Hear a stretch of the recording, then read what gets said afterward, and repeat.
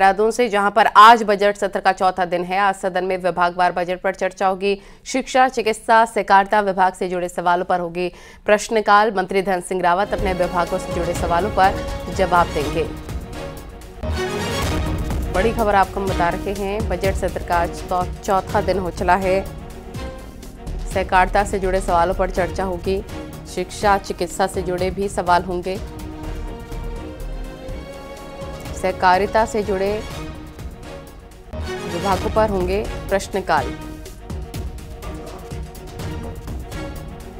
विभागवार बजट पर होगी चर्चा। बड़ी खबर,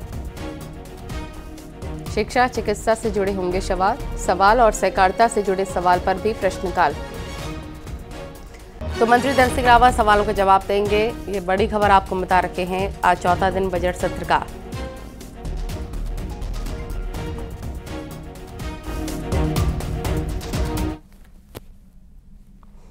और दिल्ली से बड़ी खबर, जहां लोकसभा चुनाव को लेकर प्रत्याशियों को लेकर उत्तराखंड बीजेपी के कोर ग्रुप की मीटिंग हुई।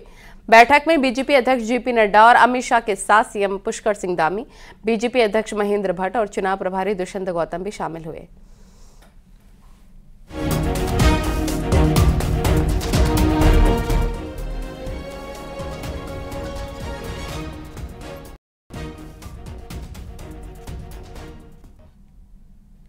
चारधाम यात्रा में स्वास्थ्य व्यवस्थाओं में कोई कमी न रहे, इसके लिए बद्रीनाथ और केदारनाथ में इस सीजन 50-50 बेड के अस्पताल के साथ ही हेली एम्बुलेंस को लेकर भी खास इंतजाम किए जा रहे हैं। स्वास्थ्य विभाग ने केंद्र सरकार से हेली एम्बुलेंस की मांग की है। तो ये तस्वीरें भी आपको हम दिखा रहे हैं, जहां बद्रीनाथ और केदारनाथ में अस्पतालों के लिए मशीनों को पहुंचाने का काम शुरू हो गया है। आपको ये बता दें कि पिछले साल चारधाम यात्रा के दौरान 200 से ज्यादा यात्रियों की मौत हो गई थी। इसमें सबसे ज्यादा मामले कार्डियक अरेस्ट के थे। और बद्रीनाथ और एक और केदारनाथ में शायद हॉस्पिटल 50 बेडेड की, जो कि बहुत ही ज़रूरी है, क्योंकि ये यात्रा के तहत कभी कभी जो बड़े बुजुर्ग, उनको अगर कोई गंभीर बीमारी हो जाए। जो इक्विपमेंट्स हैं बद्रीनाथ हॉस्पिटल में और केदारनाथ हॉस्पिटल में, इसका भी हमें कैबिनेट से परमिशन मिल गया है कि 7 दिन के अंदर अंदर हम लोग इसका टेंडर कर दें। और हेली एम्बुलेंस पे भी काफ़ी जोर दिया जा रहा है, इस पे भी हम लोग इस बार काम करेंगे।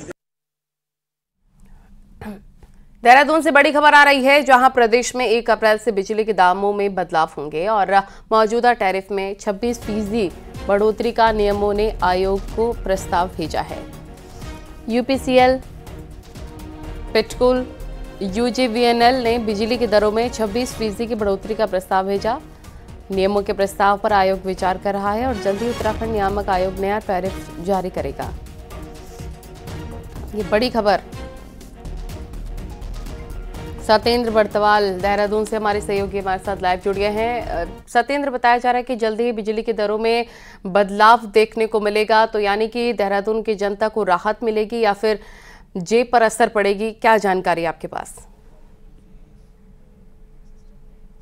बिल्कुल नीलम, मैं आपको बताता हूं, क्योंकि उत्तराखंड में 1 अप्रैल से जो बिजली के दाम हैं उनमें परिवर्तन होने जा रहा है, क्योंकि जो निगमों ने जो बिजली के जो दाम हैं उन पे जो हाइक मांगी वो 26% की हाइक मांगी है, जिस पर अब नियामक आयोग लगातार काम कर रहा है। नियामक आयोग ने अभी 4 जिले, जो 2 जिले पहाड़ी, 2 जिले मैदानों के, उनमें अभी जन सुनवाई भी की इस टैरिफ को लेकर। और अब नियामक आयोग इस जो निगमों द्वारा मांगा गया जो टैरिफ है उस पर उनके जो कागज हैं उनकी जांच पड़ताल कर रहा है। और ये माना जा रहा है कि 1 अप्रैल से बिजली के जो दाम है वो बढ़ेंगे। कहीं ना कहीं उत्तराखंड की जो जनता है उसको एक बार फिर बिजली के बड़े दामों से जूझना पड़ेगा। जी ठीक है, बहुत शुक्रिया आपका तमाम जानकारी साझा करने के लिए। चमोली से बड़ी खबर इससे बीच आपको बता दें,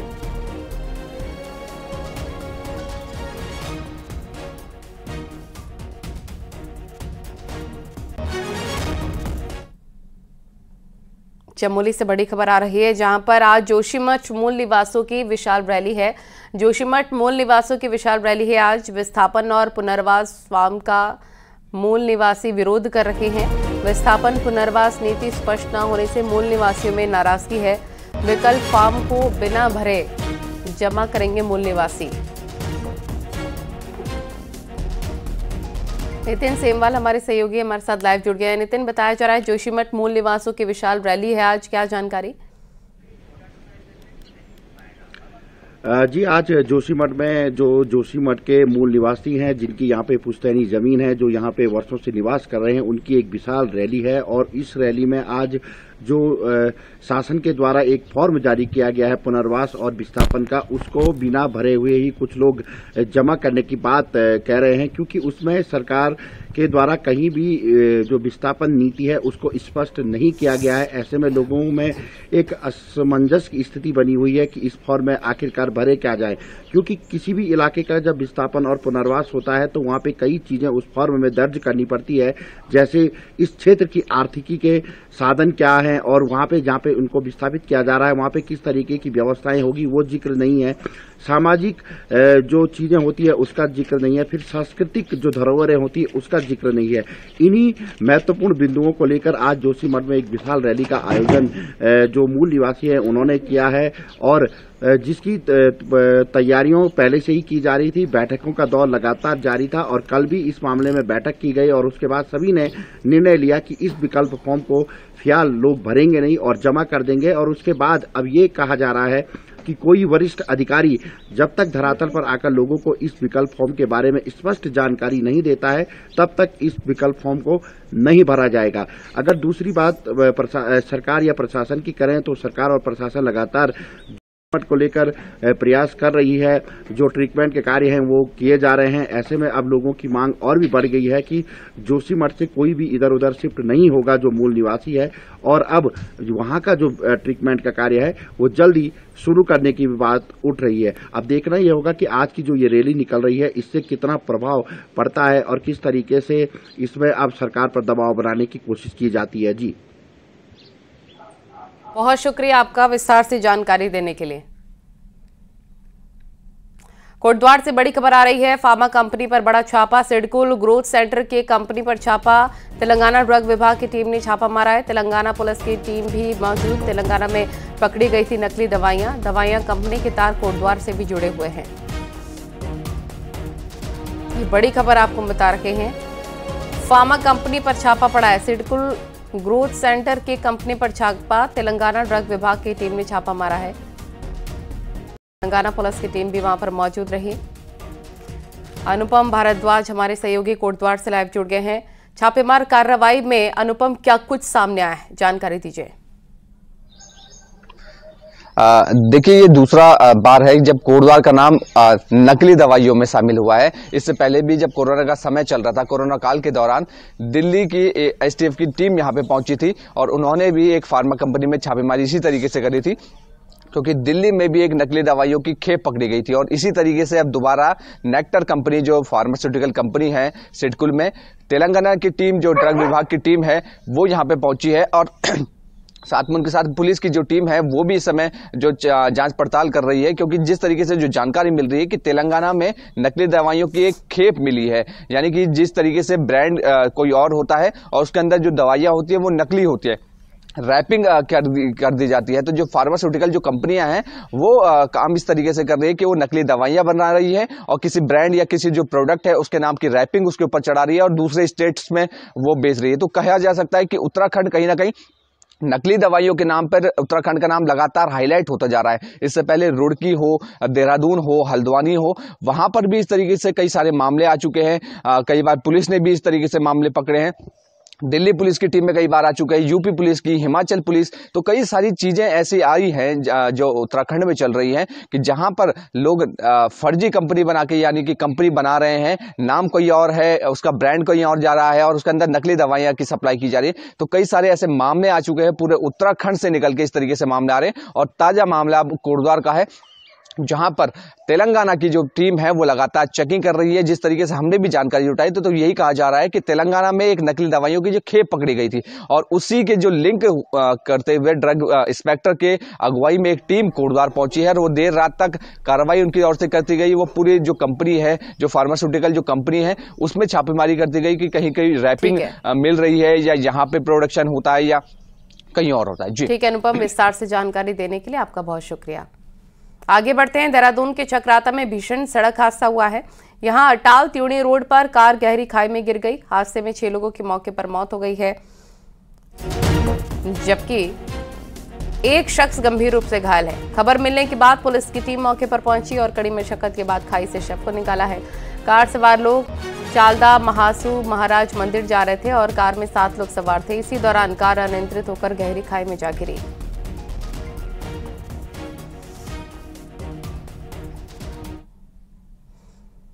हल्द्वानी से खबर, मलिक से पूछताछ जारी है। बनभूलपुरा कांड के मास्टरमाइंड अब्दुल मलिक से पूछताछ पुलिस कर रही है। मलिक के उपद्रव के बारे में पूछताछ, पुलिस सवालों के जवाब टाल रही है।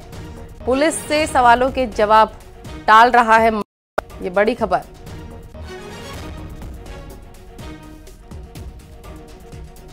तो ये बड़ी खबर आपको बता दें, हल्द्वानी से मलिक से पूछताछ जारी है। बनभूलपुरा कांड के मास्टरमाइंड अब्दुल मलिक के पूछताछ के सिलसिले चल रहे हैं। पुलिस कर रही है पूछताछ। मलिक के उपद्रव के बारे में पूछताछ चल रही है। पुलिस सवालों के जवाब टाल रहा है मलिक।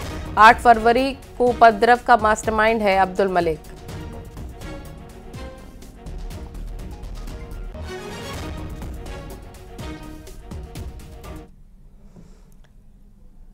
हल्द्वानी में 8 फरवरी को हुई बनभूलपुरा हिंसा के बाद कई सवाल उठ रहे हैं, लेकिन सबसे बड़ा सवाल हल्द्वानी में बढ़ते मुस्लिम आबादी को लेकर है। आखिर कहां से आए हल्द्वानी में इतने मुसलमान, देखिए इस रिपोर्ट में।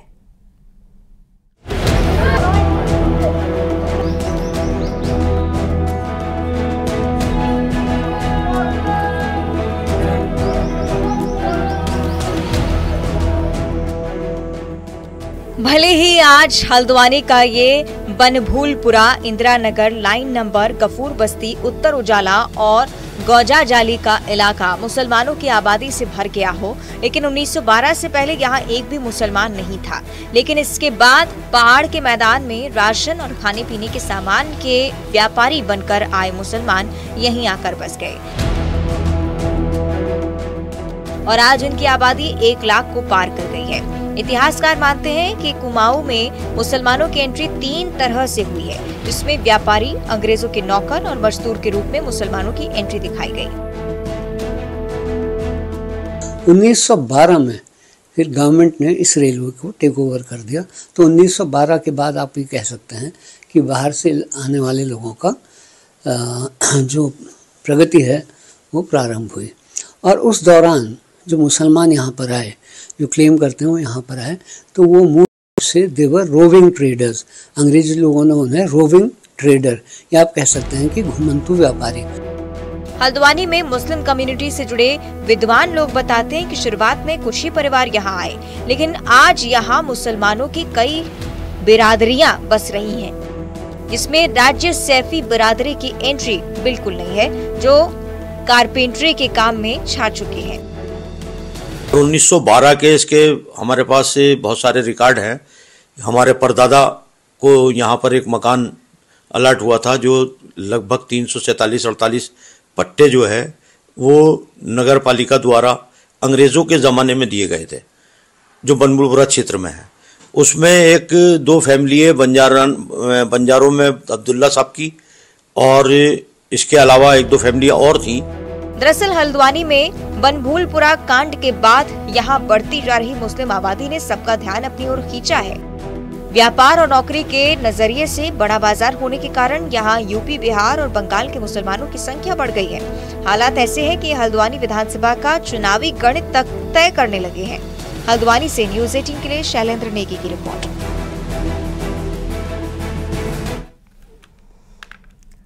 हल्द्वानी में मंगल पड़ाव से लेकर रोडवेज बस स्टैंड तक सड़क चौड़ीकरण पर हाईकोर्ट ने डीएम नैनीताल को आदेश दिया है कि वो सभी अतिक्रमणकारियों के पत्रों पर सुनवाई कर 3 हफ्तों के भीतर अपना आदेश पारित करें। ये बड़ी खबर आपको बता रखे हैं।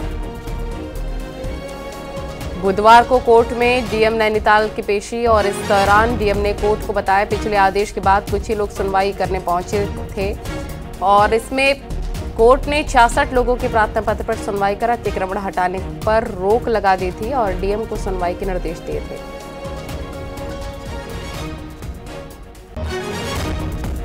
निर्देशित किया गया है कि हफ्ते में आप लोग फिर से इनके उसमें पत्रों में सुनवाई करके आदेश पारित करें, जो भी करना है, और बाकी अप्रैल की तिथि नियत करी गई है।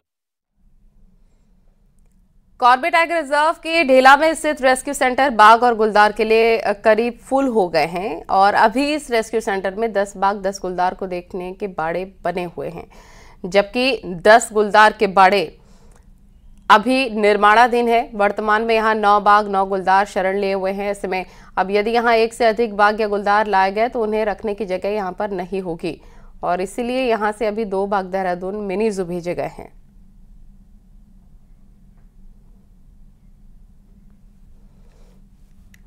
और अब आपको दिखाते हैं पहाड़ टॉप 10 न्यूज। कोविड काल में तैनात किए गए उपनल कर्मियों को अब तक प्रोत्साहन राशि नहीं मिली है। बागेश्वर में नाराज कर्मचारियों ने अपर मुख्य चिकित्सा अधिकारी का घेराव किया।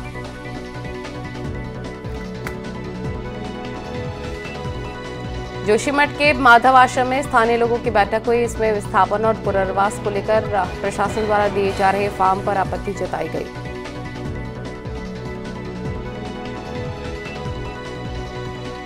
बीमारबी ने हरिद्वार में डाली जा रही पेयजल लाइन में अनियमितता का आरोप लगाया। नाराज लोगों ने जल संस्थान दफ्तर का घेराव किया।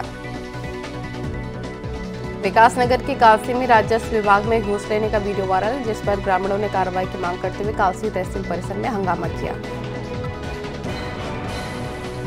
नैनीताल की कुमाऊं यूनिवर्सिटी में राष्ट्रीय विज्ञान दिवस मनाया गया। इसमें छात्रों को साइंस में अपना करियर बनाने की प्रेरणा दी गई।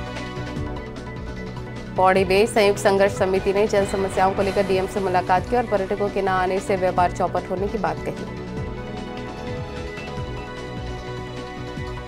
अनुसूचित जनजाति आयोग के अध्यक्ष लीलावती राणा ने बागेश्वर के सरस मार्केट में हुए विवाद की जानकारी ली और आपस में विवाद सुलझाने की बात कही।